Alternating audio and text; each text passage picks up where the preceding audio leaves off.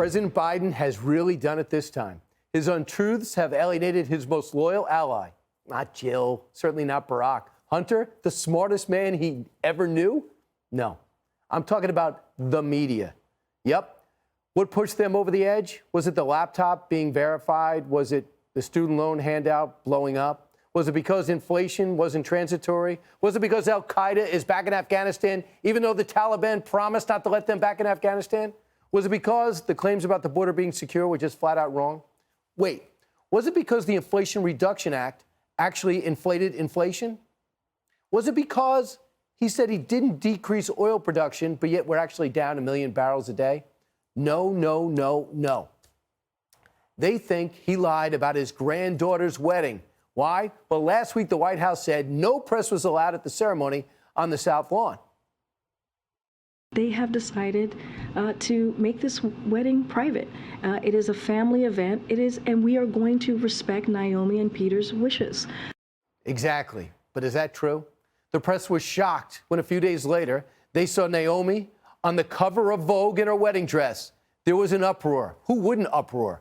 Most of the White House press corps has been holding Biden's water for 2 years, and they did not get an invite. They were hurt.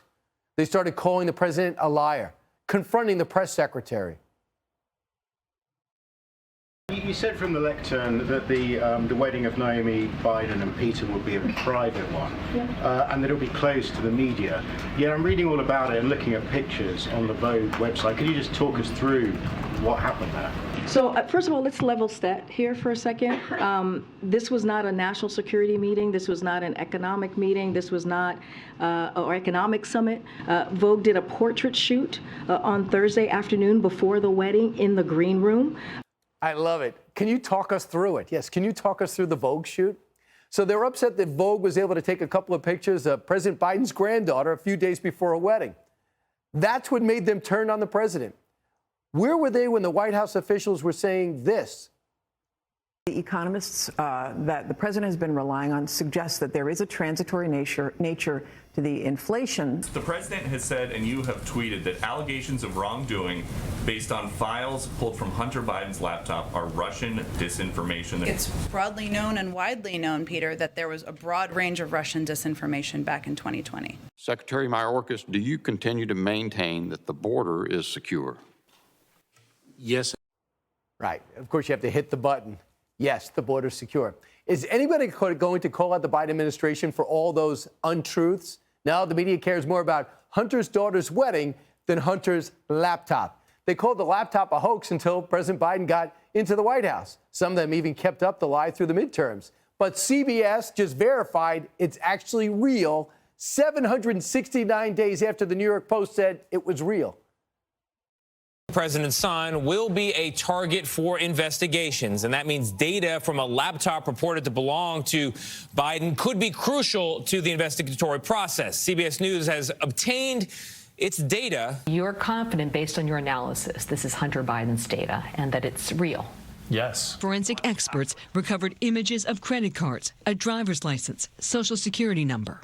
Right. All those things were on the laptop 2 years ago, 2.5 years ago. But they could not find a forensic expert, a cyber expert, to go through it. All of CBS. The media always waits until after the elections to start verifying what could actually hurt the Democrats. Remember when they told us that Trump was selling nuclear secrets from the basement in Mar-a-Lago? That Donald Trump might have thought, you know, when I leave the White House, I'm going to take everything of value, of potential monetary value that's not nailed down.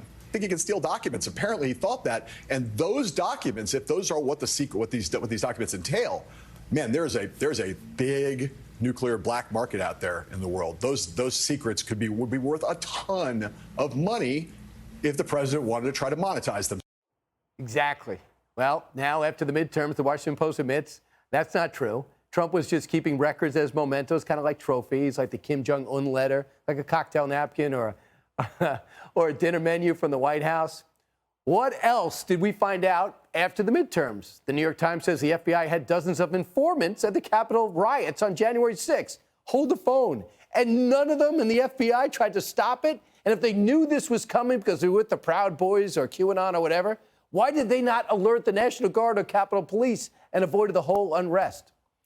Another post-midterm surprise. Biden's plan to forgive student loans for millions of people was frozen out by a judge because it turns out it's unlawful, against the law.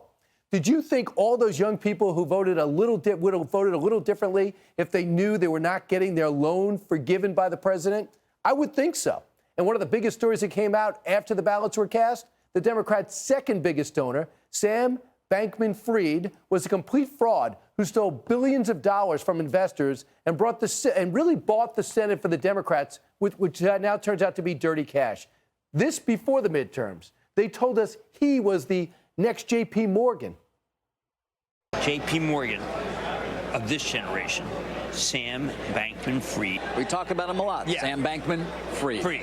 Is he the Jay Gould of our era, or is he the J.P. Morgan of our era? I think. Is he Vanderbilt? He could be. Is he Harriman? Possibly.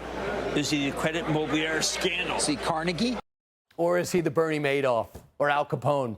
What else is the media hiding from us? What are we going to find out now that the election's over? Hey, Sean Hannity here. Hey, click here to subscribe to Fox News YouTube page and catch our hottest interviews and most compelling analysis. You will not get it anywhere else.